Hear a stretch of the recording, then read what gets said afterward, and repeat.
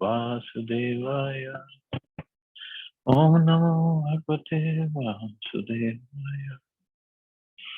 Narayanam Namaskritya Naram Chaiva Narottamam Devim Saraswatim Vyasam Tato Jayamudiriye. Nashtaprayeshu Abhadreshu Nityam Bhagavata Sevaya. Bhagavati Uttam Shloke Bhaktir Bhavati Nashtaki. So continuing with the discussion on Srimad Bhagavatam, today we are starting new canto, Canto 11, Chapter 1, the curse upon the Yadu dynasty.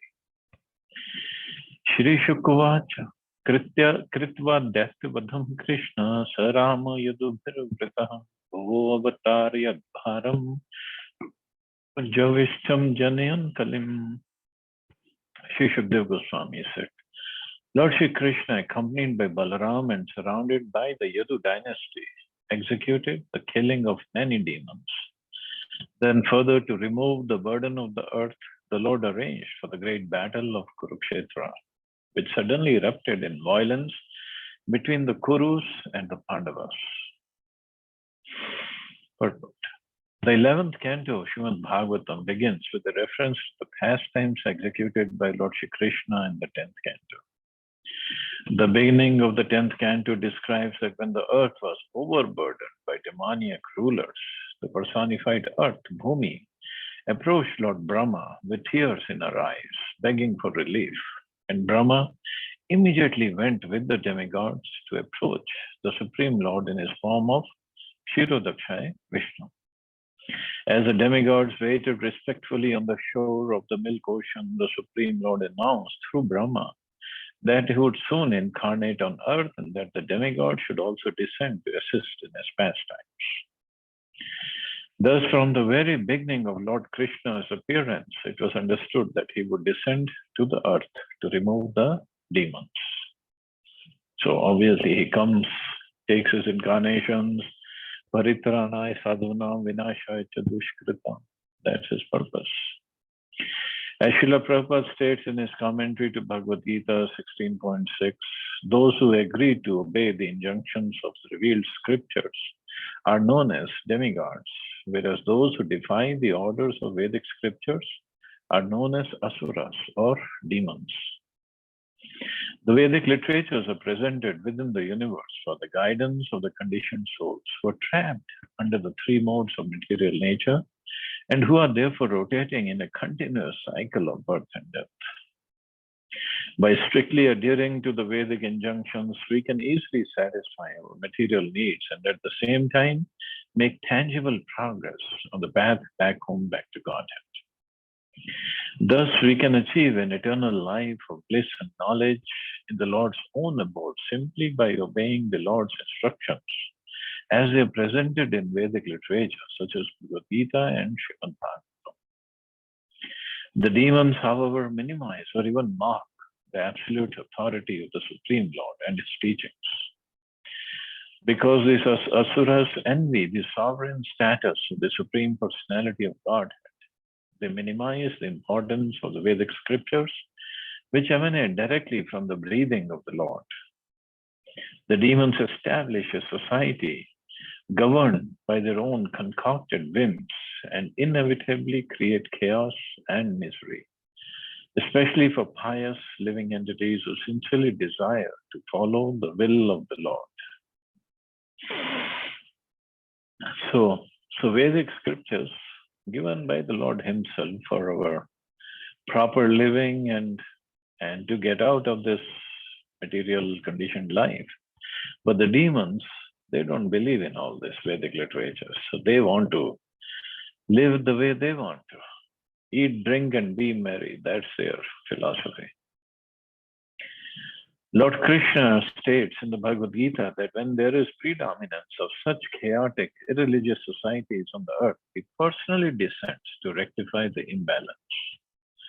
Thus, from the very beginning of his transcendental infancy, Krishna systematically killed the powerful asuras, or demons, who were an intolerable burden for the earth.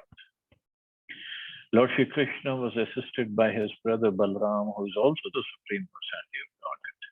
Although God is one, he can expand himself to enjoy in many forms at once. That's his omnipotence.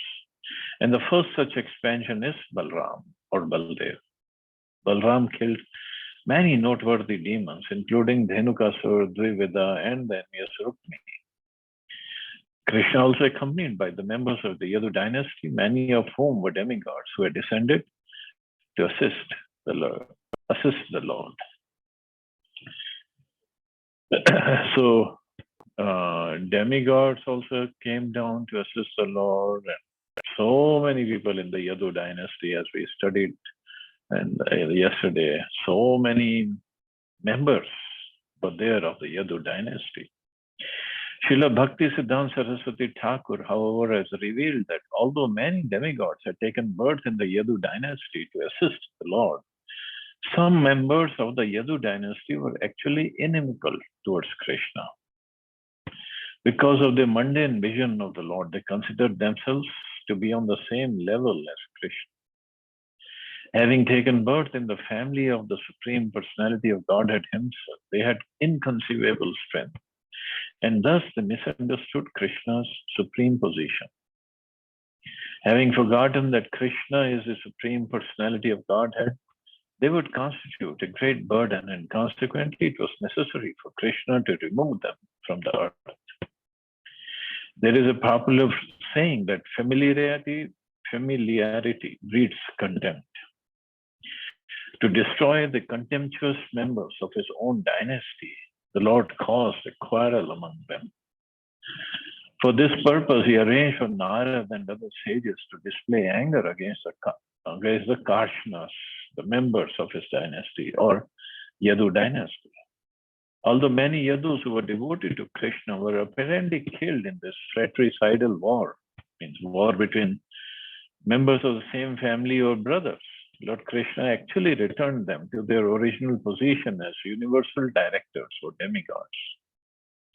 It's the Lord's promise in Bhagavad Gita that he will always protect those who are favorable to his service. Srila Vishwanath Chakravarti Thakur, in his commentary on this verse, has given a summary of the entire 11th canto as follows. Chapter 1 describes the beginning of the Moshul Leela, or the prelude to the destruction of the Yadu dynasty. Chapter 2 through 5 describes the conversations between the 9 Yogendras and King Nimi. Beautiful, beautiful teachings by 9 Yogendras, Nav Yogendra. Chapter 6 describes the prayers of Brahma, Shiva, and other residents of heaven. Chapter 7 through 29 presents the conversation between Krishna and Uddhav, that is known as the Uddhav Gita. That's also pretty much on the lines with Krishna and Arjun's conversation as Bhagavad Gita, but Krishna gives more message. Chapter 30 describes the withdrawal of the Yadu dynasty from the earth. The final chapter describes the disappearance of Lord Krishna. So that's basically 11th canto. Ye kopita subbahu pandu sutta sapatner durdyut helan chakra grihana dibhistan kritva nimit mitretat ratah sametan hatva nripan nirharat shiti bharamishaha. Because the sons of Pandu were enraged by the numerous offenses of their enemies, such as duplicitous, gambling, verbal insults, the seizing of Draupadi's hair, and many other cruel transgressions, the Supreme Lord engaged those Pandavas as an immediate cause to execute his will. On the pretext of the battle of Kurukshetra, Lord Krishna arranged for all the kings who were burdening the earth to assemble with their armies on opposite sides of the battlefield. And when the Lord killed them through the agency of war, the earth was relieved of its burden. So this is how Krishna arranges. So Mahabharata, Battle of Mahabharata, so many kings, so many so-called kings, demons, they got killed, and the whole all the soldiers were also killed. So many. So Krishna brought all of them together. So many times this is what happens in wars. Instead of, even now, I mean, when the wars are there, so many soldiers, so many people get killed. So if the Lord or Yamarajji has to go every place to get all those people killed, it might take him time. So he just gives them collective karma and brings them together, gets them killed. That's it. The Pandavas were repeatedly harassed by their enemies, such as Duryodhana and Dushasana. As innocent young princes, the Pandavas had no enemy, but Duryodhana was constantly plotting against his helpless cousins. The Pandavas were sent to the house of Lakshagraha, which was later burnt to the ground. They were administered poison, and their chaste wife Draupadi was publicly insulted when her hair was pulled and an attempt was made to strip her naked. Throughout these dangers, Lord Shri Krishna constantly protected the Pandavas, who were fully surrendered to him and who knew no shelter other than him. So here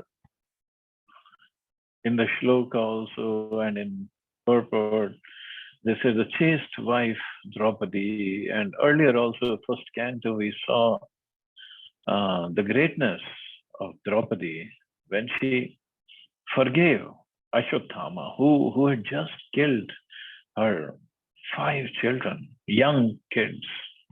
Ashwatthama killed them when they were sleeping, actually. They're not in the war. But Draupadi forgave Ashwatthama. And then Draupadi in this, when Dushasana tried to disrobe her, Krishna himself came to protect her chastity.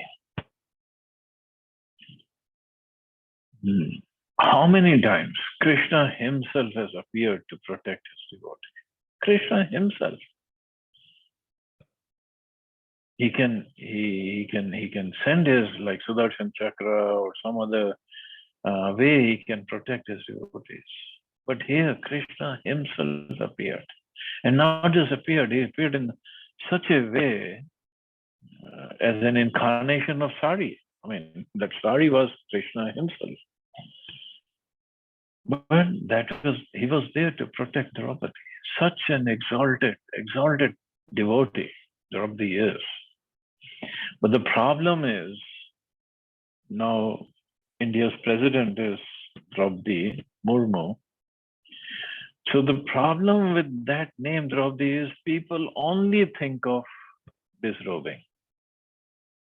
They don't understand Draupadi's greatness.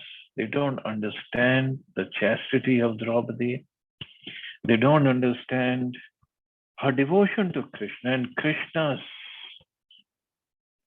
special mercy on Draupadi. And being the wife of Maharaj Yudhishthira, emperor of the world, queen of the emperor of the world, and then also the wives of Bhima, Arjuna, Nakul, Sahadeva. Ordinary person cannot do all this, cannot be given this kind of service.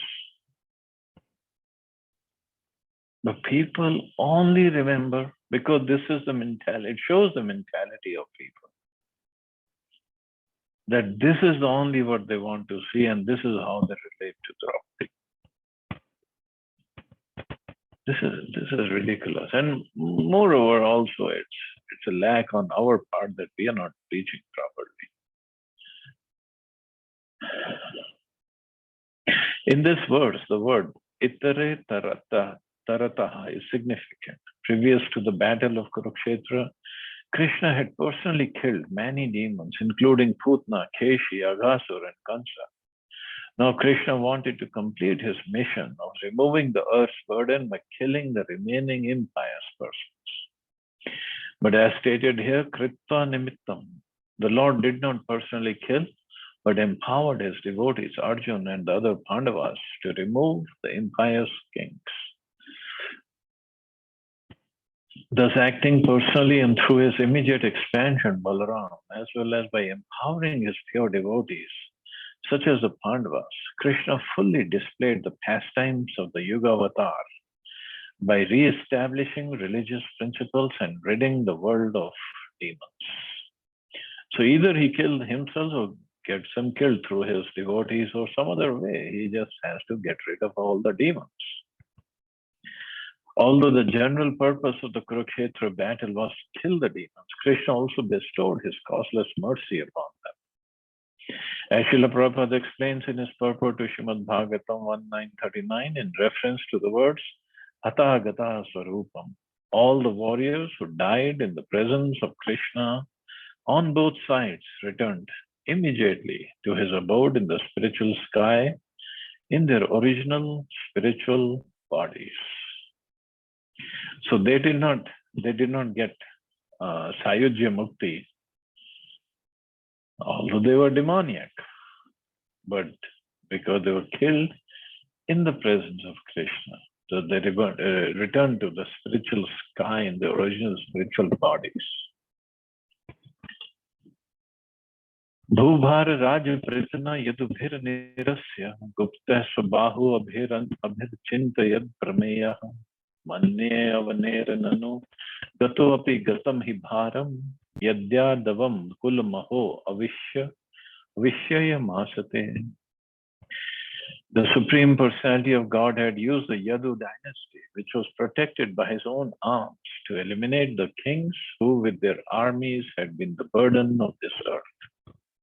Then the unfathomable Lord thought to himself, although some may say that the earth's burden is now gone, in my opinion, it's not yet gone, because there still remains the Yadav dynasty itself, whose strength is unbearable for the earth. Because this Yadu dynasty, the army of the Yadus, was very, very powerful. Nobody could defeat them. And he was like, they have to go as well. Srila Bhakti Siddhanta Saraswati Thakur has remarked in this regard that although ordinary people might think that the Lord had now removed the burden of the earth by killing the demons, re-establishing dharma and so on, Lord Shri Krishna himself could detect that there was further danger from irreligious activities of his own family members who were acting improperly. It is stated in Srimad Bhagavatam that a just king will refuse to punish his own enemy if his enemy is innocent, but will punish his own son if his son actually deserves punishment. So that's a just king. But attached king, he will not do that. Thus, although in the eyes of the world, the members of the Lord's own dynasty are always worshipped, Lord Krishna detected that by their intimate association with him, some members of the Yadu dynasty had become indifferent to his will. Since such whimsical members of the Yadu dynasty could act freely, being relatives of the Supreme Personality of Godhead, they would surely cause great misfortune for the world, and foolish persons would take such whimsical behavior to be the will of Krishna. Thus, the Lord, whose desires are inconceivable, began to consider the need to annihilate the indifferent, contemptuous members of the Yadu family.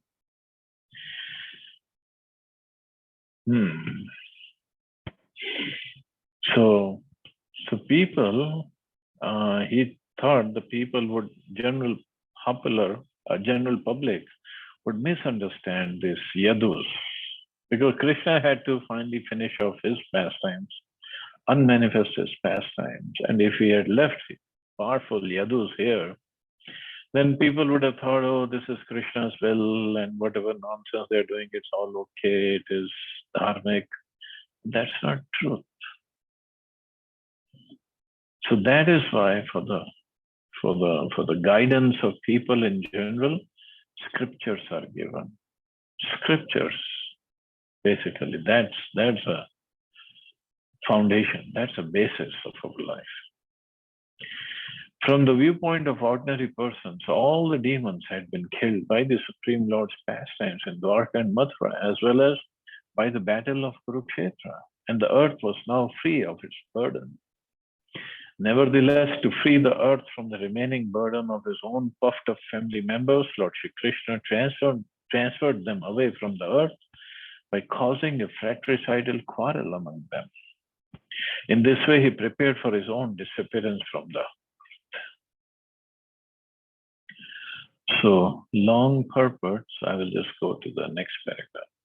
Srila Jiva Goswami has given another reason for the destruction of the Yadu dynasty. He emphasizes that the activities of the Supreme Personality of Godhead could never be taken to be ordinary material activities, nor are the Lord's associates ordinary persons. Although Lord Krishna apparently incarnates within this world for some time and then goes away, it should be understood that the Supreme Lord is eternally situated with his entourage in his various abodes in the spiritual sky, such as Gokul, Mathura, and Dwarka. The members of the Yadu dynasty are eternal associates of the Lord, and therefore they cannot bear to be separated from the Lord. Since Krishna was preparing to give up his earthly pastimes, if he were to leave the Yadu dynasty on the earth, they would suddenly become so disturbed by his absence that in their highly agitated state of mind, they would trample and destroy the earth. It was so powerful. Therefore, Krishna arranged the disappearance of the Yadu dynasty prior to his own disappearance.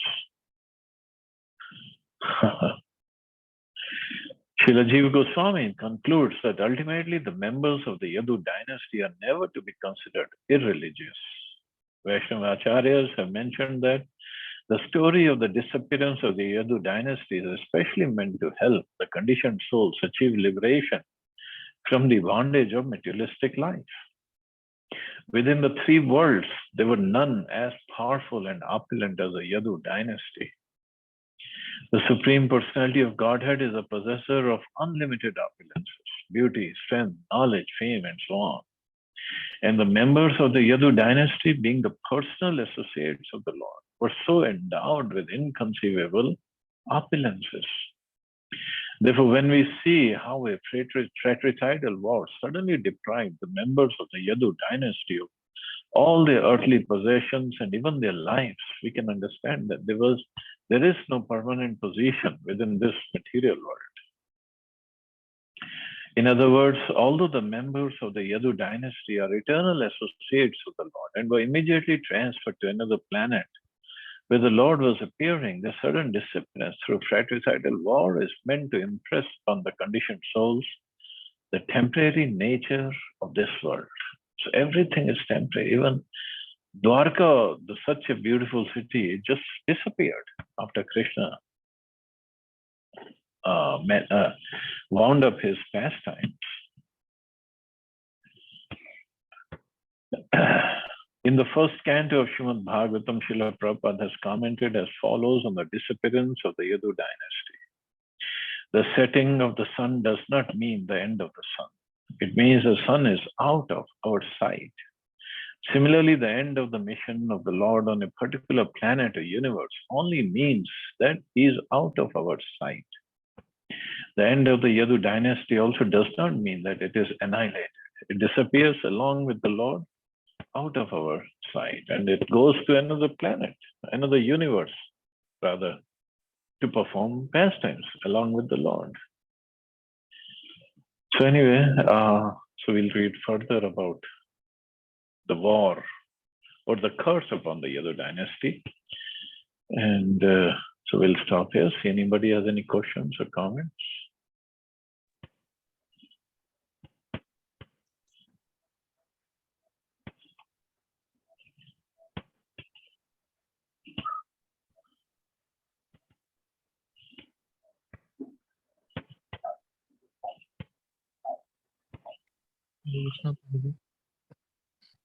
Hare Krishna. In case of Pandavas, Lord Krishna was physically present in front of them. So the devotion has become very easy because Krishna is personally assuring them. So probably in our case, although we say that we have Archa, still, I mean, that assurance is not that much firm. So probably how do we I mean, make ourselves. Then the instructions, Krishna gave instructions to Arjun through Bhagavad Gita. So Prabhupada is also there to give us instructions.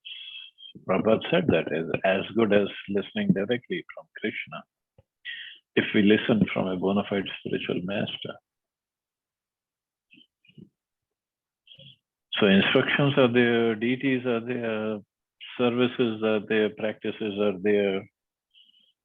And as Bhakti Siddhanta Saraswati Maharaj said, don't try to see Krishna.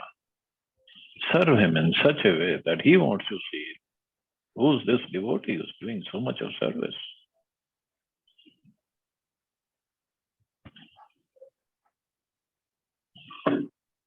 So Prabhupada has given us wonderful process.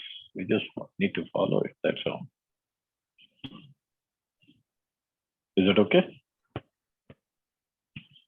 Yes, Prabhuji. Thank you. Thank you, Prabhu.